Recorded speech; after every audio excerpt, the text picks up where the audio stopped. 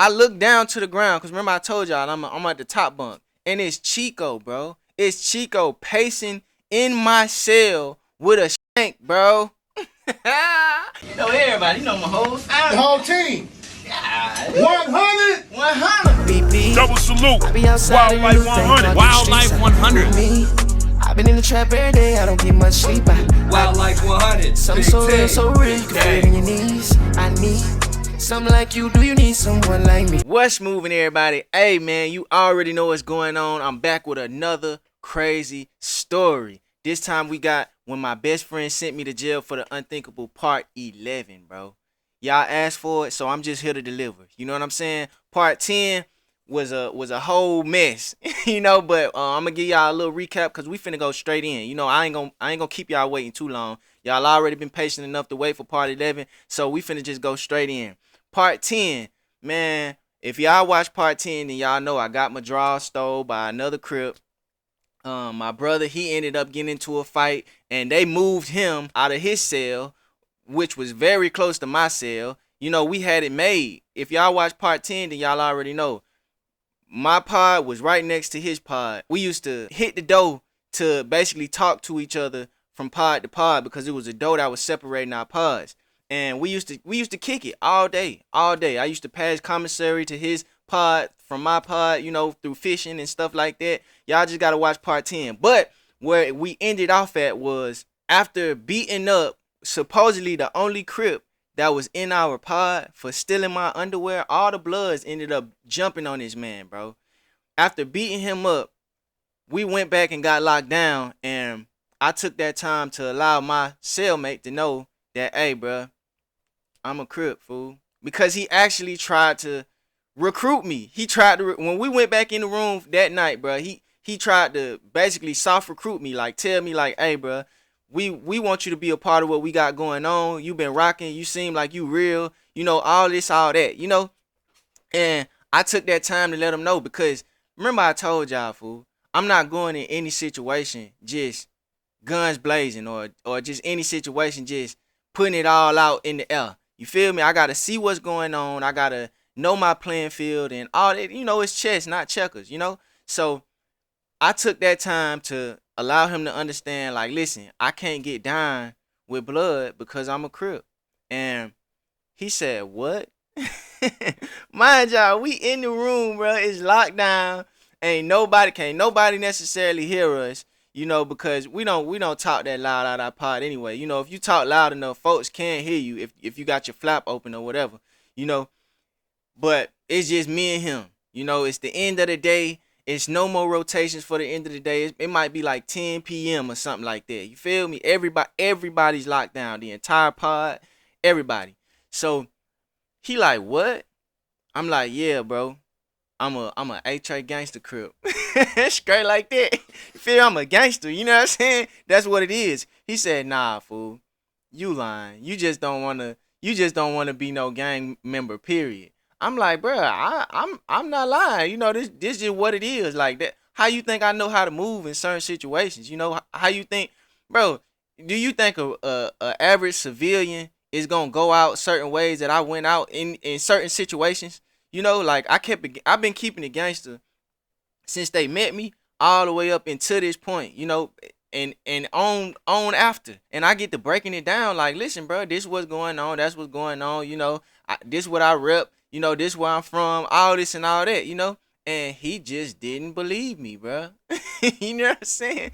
He just didn't believe me, fool. Like, I spent the rest of the night just answering his questions. You know, he just asked me. It was almost like he didn't believe me, but at the same time, he wanted to know about the other side, you know? So I gave him certain information. I didn't give him information that he shouldn't have had or anything like that. I didn't give him like gang business or nothing like that, you know, even though they had been giving me gang business this whole time. But, you know, I told him certain things, you know, just to help him understand that this is really what it was, you know.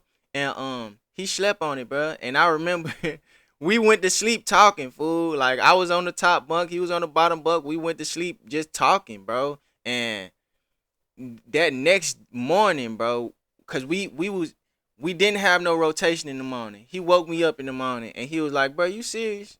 You for real?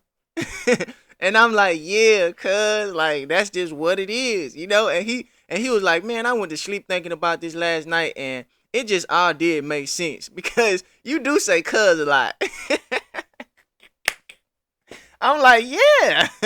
He was, cause look, that's something I left out too. You know, they mentioned it a couple times. Cause I did. I used to cut them folk out. You know, but they didn't really take it no type of way. They were just like, bro, you sure be saying cuz like it's blood over here. You know what I'm saying? They used to say little stuff like that, but in a funny way. You know. So and that was all of them. You know what I'm saying? He like, yeah, you do say cousin like, and you do this and that and all this and all that. You feel me? And I'm like, yeah, bro, that's just, that's just what it is. He was like, well, why don't you just denounce them and just become blood, bro? Like why not? You feel me? So and this morning time, bro, this man done went to sleep and done woke up thinking about this, bro. You know? So I'm like, bro, I'm gonna be honest with you.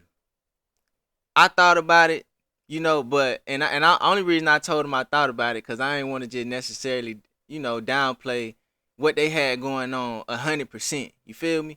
But I'm like, I thought about it, but honestly, bro, even if I was to make a decision like that, which I probably would never do, I wouldn't do it in jail.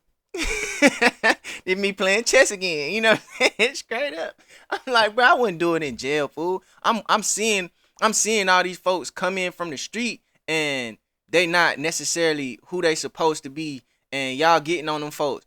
How I know when I get out of here, it won't be the same case. I know too many cases where people get down in jail or certain things like that, and when they come out, it ain't the same. It ain't the same knowledge. It ain't the same anything. It ain't the big homie ain't who they said they was, and all type of stuff. You feel me? So I'm just kind of breaking it down to him like that, and I'm letting them know, like, listen, if one thing you ain't learned about me in this whole situation is I'm a loyal person, bro. You got to know that I'm a loyal person. So me denouncing anybody that I came with wouldn't look good on me, bro. And I couldn't expect you to trust my loyalty or trust me at all if I were to denounce some people or a situation that I belong to just because we kicking it right now. I'm like, I'm not finna be in here forever, and you not finna be in here forever. So I'm not finna make a decision like that based off of pure situation, and let that be some game for everybody. Loyalty really matters, and being loyal to yourself first, because it's not always about being loyal to other people. You got to show loyalty to yourself first, meaning have a set of standards that you believe and that you live by, because a lot of these people that you're loyal to might not necessarily be loyal to you, but if you loyal to yourself, you always gonna win in the end, because loyalty is based off of good energy, and your intent is what's gonna keep you safe all the time. So if you really truly believe that you being loyal to yourself and you giving yourself that good energy, then everything is always gonna work out. So in that situation, I just explained to him that, hey, bro, these are just my standards, and I'm gonna be loyal to myself before anything. And he respected that, bro. Straight up. I know y'all expected it to be some bloodshed or something like that, but hey, cuz bro, that situation and me being honest and me breaking it down and even giving him the time to understand, I think I not only taught him something in his old age, but we became closer. We became closer, and it was a dope situation. Like now it's like, all right, y'all folk really ain't finna touch Lil J. I gotta let the homies know. You feel me? Like I gotta let the homies know, but y'all ain't finna touch Shawty, because at the end of the day, he been riding with her. It was like I really showed that color wasn't really all that. It was like Martin. I feel like Martin Luther King, fool. You know what I'm saying? On everything. Can the white people and the black people say, I got a dream, you know what I'm saying, that we can all sit together. You feel me? And that's how I was pushing it. You know what I'm saying? Like, it is what it is. We in here, bro. The only thing that's separating us in this situation is loyalty. Is loyalty, what we believe in, and just our mind in general. He took it, bro, and that made us even closer. Straight up. And the next couple weeks, it was just smooth sailing. I got a lot of jokes from the other bloods. Nothing disrespectful or anything like that. But, you know, they did have stuff to say like, ah man, I ain't like this whole time, you feel me? Oh no, they just had little jokes. But yeah, it ended up being a cool situation. Fast forward, bro.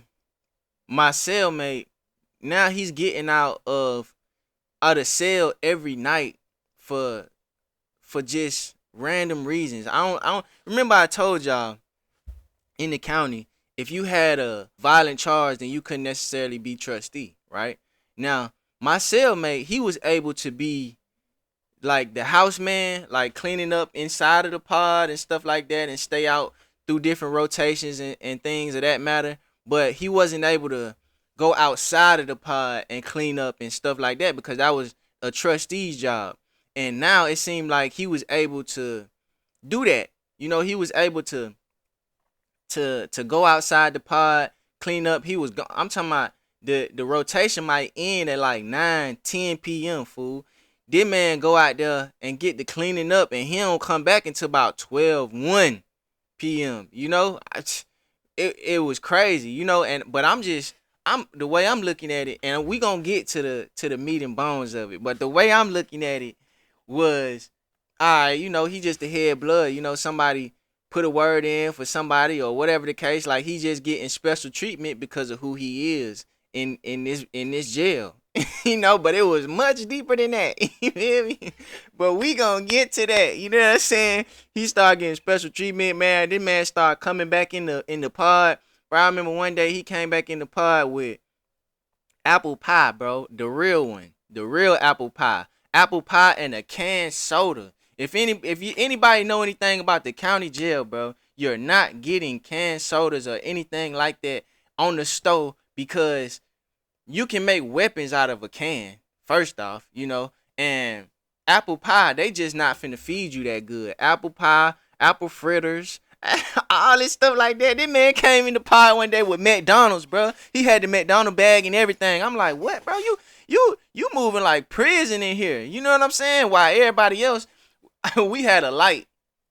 In everybody's cell, we had a light. It was a long light. And we'll get a honey bun, right? And we will put the honey bun on top of the light and keep it up there for half of the day in order for it to get warm, bro. We used to have to keep it up there for half of the day for it to get warm. And this man was walking in here with hot apple pie, hot McDonald's fries and burgers and stuff like that. He had started getting some kind of special treatment, you feel me? But look, it's gonna all tie around in a second, right? So check it. Fast forward. This new guy comes into the pod. It's a skinny Latino guy that just so happened to be a pimp, bro. Like never really knew a pimp like this before. Like never really knew too many pimps in general, period. But when he came in the pod, he walked like a pimp, talked like a pimp, everything. He was, bro, Shouter had to been like 105 pounds. Mind you, I'm like 130. You feel me? He was smaller than me, bro. Straight up. So he walked in with a little limp. You know what I'm saying? Remember I told y'all, we got the net bag. He got a net bag on over one shoulder. He got the his mat on another shoulder because, you know, when we get into the pod, they give us a mat because we got steel bunk beds. When they give us the mat, we put that mat on the bunk, that whichever bunk we laying on. So he got a mat, he got his net bag and everything in his net bag. So he even with the net bag and all, he still walking with a little sway. You know what I'm saying? Walking with a little limp. You know what I'm saying? Walking to his cell. I don't remember what cell he was in, who he shared a cell with, or he might have been by himself. You know, because sometimes in jail, people will go home or people will get kited out and certain cells would be empty, you know, or something might have been wrong with the cell or something like that. But I think he might have been in the cell by himself. So he came, he limped in, and this was like midday or something like that. He just so happened to be on our row. You know, he was bottom row. So when we all came out for the next rotation, everybody was chopping it up with him. You know, trying to figure out what he in for, stuff like that. Come to find out he was in for pimping and pandering. You know, I just so happened to be at the same table that everybody was talking to him at. So, you know, I just indulged in the conversation. I ain't just really just dive too deep. And that was a lot. That was something that everybody used to like about me too. I wasn't never really necessarily in people's business that much. You know, I would ask certain questions, or I would allow you to tell me certain things, but I wouldn't just go too deep in anybody business, because to be honest with you, I had my own stuff going on. I didn't want to know too much. You know, your memory bank, bro, you need that. Don't pollute your mind with 1,000 other things when you have a journey that you're going on. You know, a lot of people don't know that either. Keep your energy where it need to be, because you can pollute your mind and your path and where you're trying to go by accepting all of this other information from everybody and everything. They journey ain't your journey, fool. Stay focused. Straight up. That was always me. So eventually I got up and I walked away, and I went by the TV, you know, and I just started watching TV. Remember I told y'all I used to watch TV every day by my little junkie friend. You know, we weren't really friends, but you know, it was just one of them things. You know, it wasn't no drama with the junkie. He just wanted to sit there and watch TV, and I did too. I ain't even care to have the remote. He'll be sitting there watching the news or Law and Order or something like that, and I ain't like neither one of them. But I sit there. It was what it was. Sometimes I finesse him into turning the channel or something like that. You know, maybe if American Idol was on or anything like, you know, just anything else. But for the most part, I just kick it. I hated the news though. That's one thing That's one thing I did not like, is watching the news in jail, bro. And all them old guys, bro, they love the news. And I used to wonder, like, why y'all want to watch the news and we already locked up, fool? The news ain't never got nothing happy to say about nothing, bro. We already in here locked up. Why do y'all want to live in this in more poverty and more dismay? Damn, for what, bro? So I get to sitting over there with the junkie. The pimp come walking over there, bro. He come strolling over there. Remember I told you this a little light skin. He real light skin Hispanic pimp. I don't even think he knew Spanish though. He was just Americanized. You know what I'm saying? So he come over there and he sit next to me and he get to chopping it up with me. He like, bruh, I see you be minding your business in here. You know, everybody else kind of in my business. You know, you been kicking it. You feel me? So I'm like, yeah, fool. I don't really get into, you know, all everybody mess and all that like that, you know? So he like, yeah, I like that. You know, like you somebody I can kick it with. I'm like, that's what's up. But you know, hey, I ain't really too much kicking it with nobody in here. You feel me? So good luck with that. We ended up getting cool, bro. We ended up getting real cool, fool. Like when I did my little workouts, he used to work out with me. When I did my walk arounds, the pods, he used to walk around the pod with me and all that stuff like that. And we kind of got close. He started telling me about his pimping and everything like that, bro. Man, come to find out, bro, this man had a hotel, right?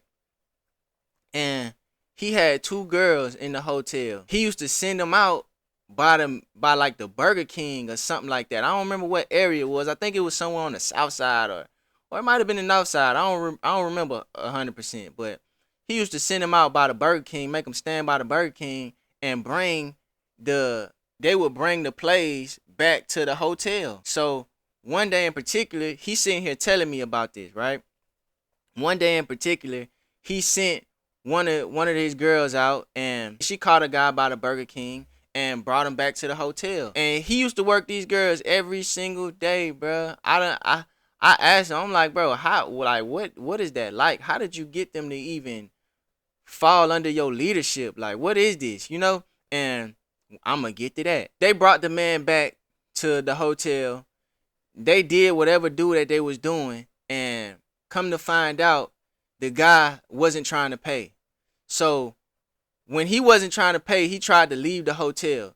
The girls tried to lock him in the hotel and call the pimp. The pimp was named Chico.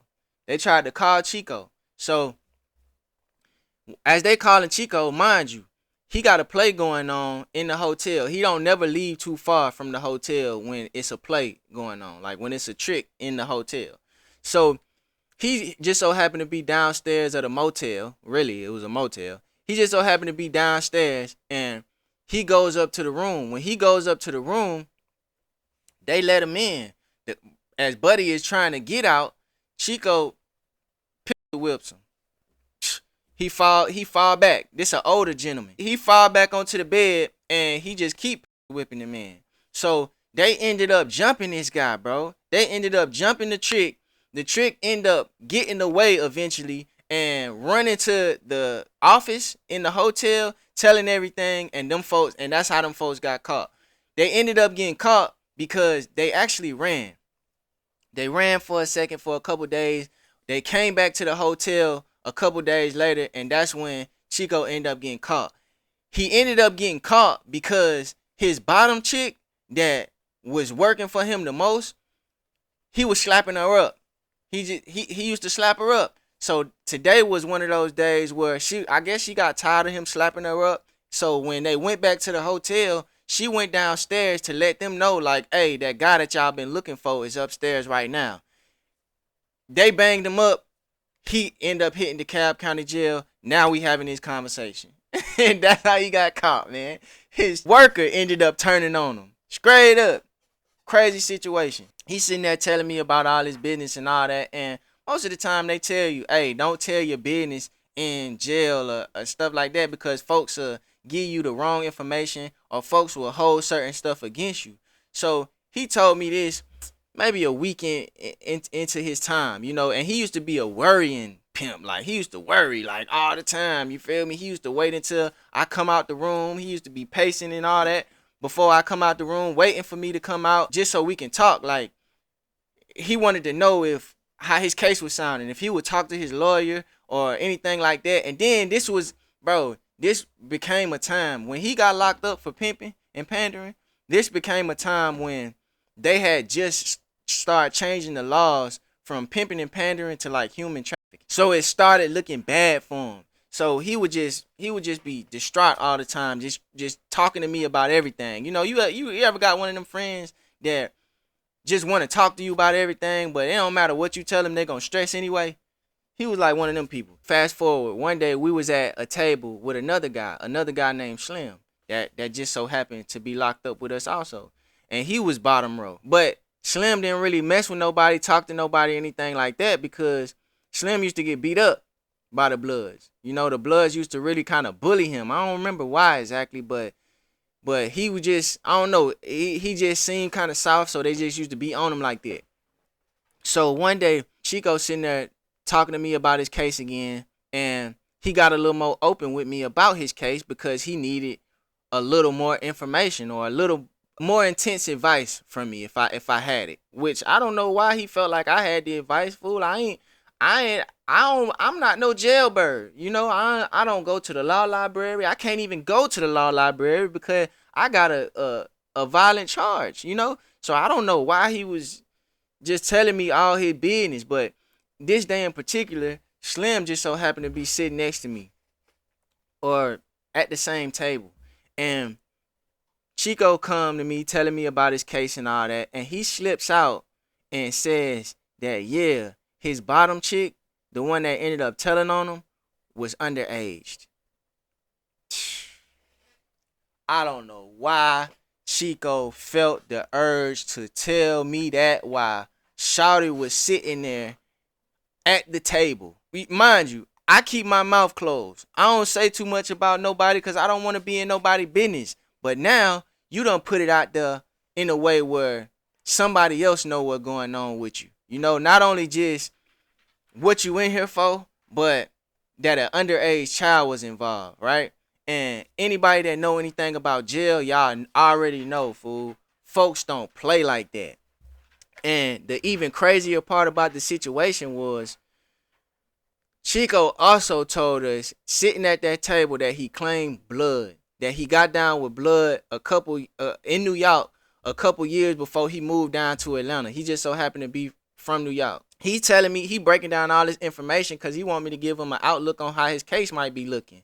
So all the time while he's sitting here telling me this, Slim is listening to everything. So Slim ends up going back. Before our rotation ended, Slim ends up getting up from the table. I guess he had enough information. He ends up getting up from the table and eventually telling my bunkmate that he a blood in here. He a blood in here, and he's in here for pimping and pandering and possibly dealing with an underage girl. You feel me? So now my cellmate's antennas is up. And you know when his antennas is up, he raised everybody else's antennas as far as, you know, his other gang members. So the first thing he does is when we go in for rotation, he asked me straight up, my cellmate, he asked me straight up, he like, hey, what you know about Chico? And I'm like, I don't know too much about him, you know, I just know he a pimp, you know, whatever like that. He like, so do you know he claimed blood? And I'm like, I don't know, bro. You know, I stay out of y'all politics. You know, that's something you gonna have to ask him. You feel me? Straight up. And that's one thing that my cellmate always respected about me also, because I wasn't just spreading no rumors or anything like that. So he like, all right, well, look, Slim just came to me and told me that he claimed blood and this and that, and just giving me the whole rundown of what Slim heard. And I'm like, wow, that's crazy, fool. This man really just came back and told him, man, everything, you know. So I'm like, all right, well, listen, that's something you gonna have to ask Chico. You feel me? Like, that's y'all business, you know, blood business. I stay out of y'all business. You feel me? I'll stay out of everybody's business for the most part, but especially y'all business, you know. That's on y'all. You feel me? So he like, all right, bet. So next rotation came. My celly like, I'm gonna ask him next rotation. First thing he does is he goes up before he even sends a kite out or tell any of the other bloods. He goes up to Chico and he asks him. He like, hey, I'm such and such in this pod. This what's going on. I heard you was a blood. You feel me? So, mind you, this looks pretty bad on me. And we finna get to that, right?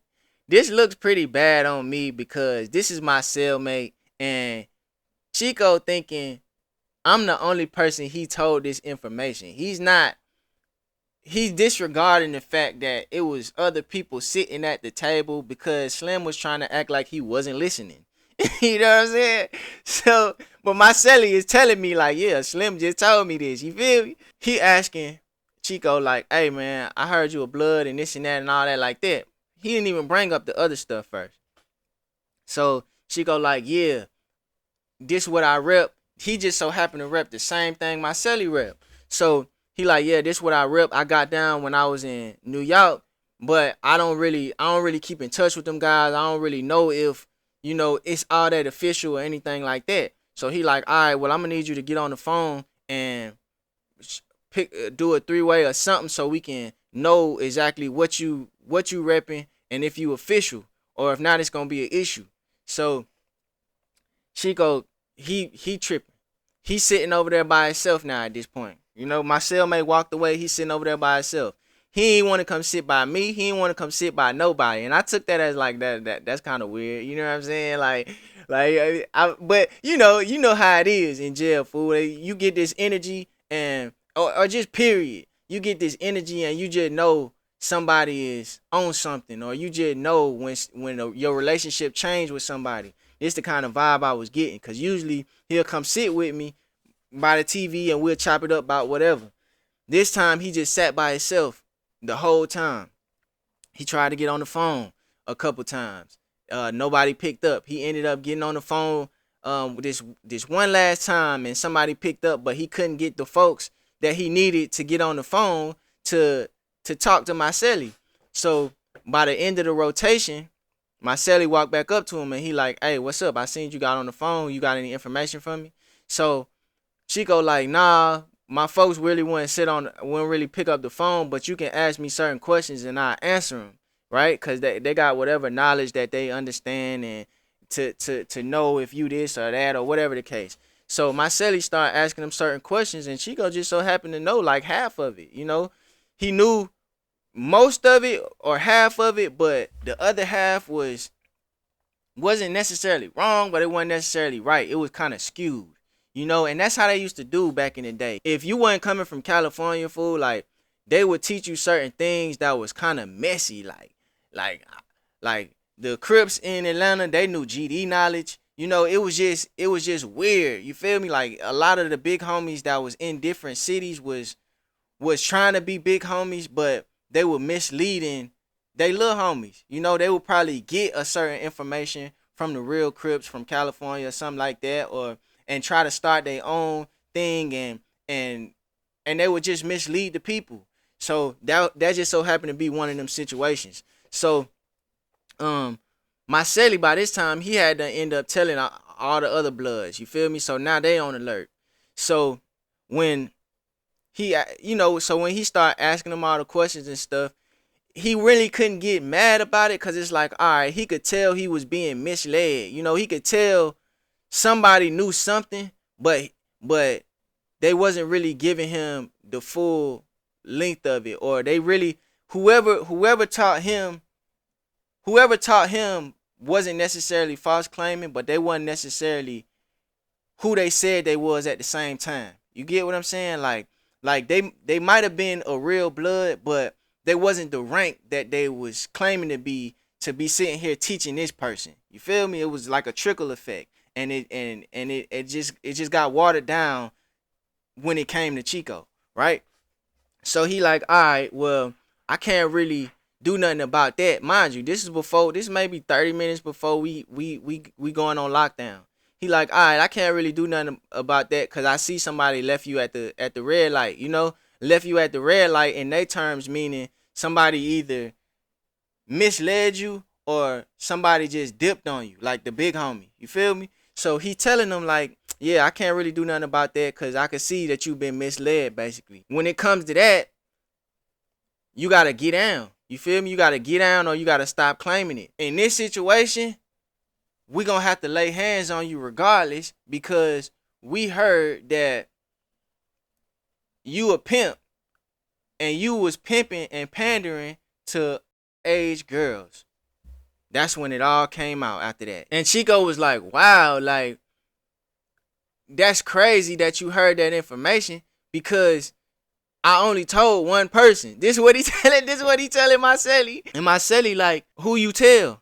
And Chico like, yo Celly. And my Celly like, all right, well listen, I ain't gonna tell you who told me, but I can tell you for a fact that my Celly didn't tell me that, And Chico whole time he thinking like, hey, you just trying to protect your Celly. You feel me? Come to find out later, but I'm finna get to that, right? So my Celly, he like, hey, yeah, so we gonna have to put hands on you anyway if you claiming certain stuff on top of the fact that you claiming this and you pimping and pandering kids, So Chico like, bruh, well, nah, I ain't trying to go that route. You feel me? Like if y'all want me to stop claiming it, I'll just stop claiming it. He like, all right, well, that's what you gonna have to do, but we still might have to put hands on you because who knows how long you been claiming it throughout this jail. So my Celly had to send a kite out basically to see if Chico was in other cells claiming blood, right? So we ended up getting locked down. My Celly, he sent the kite out and he's waiting for the kite to come back basically to know if he was claiming it anywhere else. Because if he was claiming it anywhere else, now he fooled. You feel me? Now, remember I told y'all food means, they can eat him. They can beat him up basically, treat him like he ain't nobody. So we get locked down and my cellmate come in there and he like, hey man, Chico, watch out for Chico, fool. He think you told me all his business. So I'm like, wow, fool. I know he think he told me. I know it because he was acting funny with me the whole rotation. He wasn't trying, of course, him being stressed during the rotation and having to get on the phone call and him thinking about his life up until this point and all that. I'm pretty sure that had something to do with it. But usually he would come to me and talk to me about certain stuff. This got something to do with my Celly and he didn't even want to holler at me about talking to him or anything. You feel me? I'm like, all right, I got you, fool. Like, I ain't even tripping. And my whole thing was I'm not even finna talk to Shawty no more because it is what it is. Like, I'm not in here trying to make no friends. I'm definitely not in here trying to make amends with nobody that I ain't did nothing to. You feel me? This jail, bro. We some grown men, fool. Like, it is what it is. So, fast forward, right? Rotation come back around. Remember I told y'all we got about 2-3 rotations a day. This our last rotation. My Celly, I'm sleep up on the top bunk, right? I'm up there sleep, fool. My Celly, he tried to wake me up. I get up, but I lay back down because I just was tired. You know, I don't even think I was finna go out for rotation that day. I was just contemplating it. I wasn't sure if I was or if I wasn't. You feel me? Cause remember I told y'all I don't like to be in drama in the first place. You feel me? Like I didn't want to even face Chico or face these Bloods or face nobody. I don't want to be in the middle of face Slim. I ain't want to be in the middle of nobody. I don't want to tell on nobody. You know what I'm saying? And not tell on nobody to the COs, but to the other Bloods or whatever the case. I ain't want to tell nobody that Slim was sitting there at our table and he probably gave back the information or whatever like that. Even though my celly told me, like, yeah, Slim came to him and told him, you know, I'm not trying to. I just didn't want to say nothing to nobody about nothing. You feel me? I just wanted to be to myself. So I rolled back over and I ended up falling back asleep again. Remember I told y'all we got about 15 minutes, bro, tops, where they lock us back down. You know what I'm saying? So my celly, I'm guessing he thinking he woke me up and left out the room to go take a shower. I'm guessing he thinking I done got up, fool. I didn't get up. I done laid back down. So thank goodness I'm in jail and my peripherals and my hearing and everything, my senses is just working differently. Because as I'm laying down, and mind you, I'm facing towards the wall, I hear somebody coming to, not necessarily somebody coming to the pod, but I hear like slides going back and forth on the floor. You feel me? It's like a noise, you know, like somebody's pacing, somebody's walking in my cell or something like that. So immediately I turn around, bro. When I turn around, bro, I look down to the ground, because remember I told y'all I'm at the top bunk, and it's Chico, bro. It's Chico pacing in my cell with a shank, bro. Don't know where he got the shank from. Don't know how he made one that quick. You know what I'm saying? I guess this is a New York thing. Cuz must have went to jail before in New York. You know what I'm saying? I don't know where he got it from. But remember I told y'all it's a lot of places in the jail where you can break certain stuff off and sharpen it or whatever the case like that. You know, I guess he had got to work on the previous rotation, right? So, bro, I look down and soon as I see him and I see the shank, he look at me and he upped it, bro. He upped it and I backed up. I backed up on my bunk. So now I got my feet up, like my knees up and all that like that, and I'm backed up like, hold on, my back is on the wall. You feel me? I'm like, bro, what the hell you got going on, fool? You know? He like, bruh, Lil J, I know it was you, bruh. I know it was you that told on me, bruh. I know it was you. He panicking. Remember I told y'all he's a frantic person, right?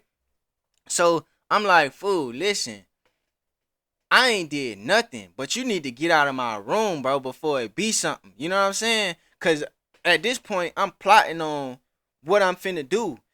He probably gonna cut me, but he ain't gonna cut me before he catch one of these feet to the face.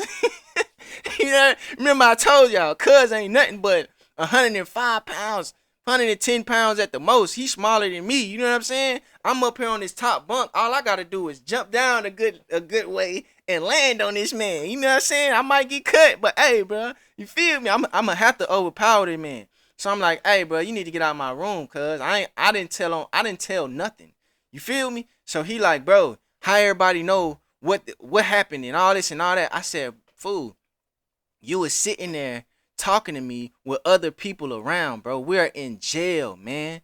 Listen, bro, I don't even come to you telling you about nobody else's business. Why do you think I would, and we done got cool. Why do you think I would go to anybody else telling your business? Straight up. You feel me? So at this point, remember I told you he's a frantic person. Like he just be tripping. So he's pacing, bro. He's pacing with that thing in his hand, and he's like, he hitting his head, you know, like almost on some crazy stuff. Like, bro, I know, bro, but it just don't make sense. It just don't make sense. Like he going back and forth in his mind, trying to believe what I'm saying and trying to be gangster at the same time. You feel me? And I'm like, listen, fool, you already know this ain't your MO. You feel me? You is a pimp, man. You not finna come in here and turn into something else just because you feel like somebody is saying something about you or anything like that. On top of that, you know the love these folk got for me in this pod. Whether it's real love or not, if something happened to me, especially in this cell, they own you, boy. You know what I'm saying? So I'm just talking all type of sense into this man. So he's still pacing. He lift it up one more time and he like, listen. Like he lift it up like he was finna do something. And he like, listen, you gotta talk to him for me, bro. You gotta clear my name. You gotta say something. You gotta do something. You gotta something. I'm like, listen, fool, I talk to this man, you know? I talk to my celly because that's who he telling me to talk to. Remember I told y'all, my celly is the biggest blood in there. So he calling the shots. So I'm like, listen, I talk to my celly, but you gonna have to get up out of here. You feel me? Straight up. Because if he even come in here and catch you like that, it's going down, fool. And I can't say I'm not gonna help him beat you. You know? So he put the shank in his pocket and he walk out.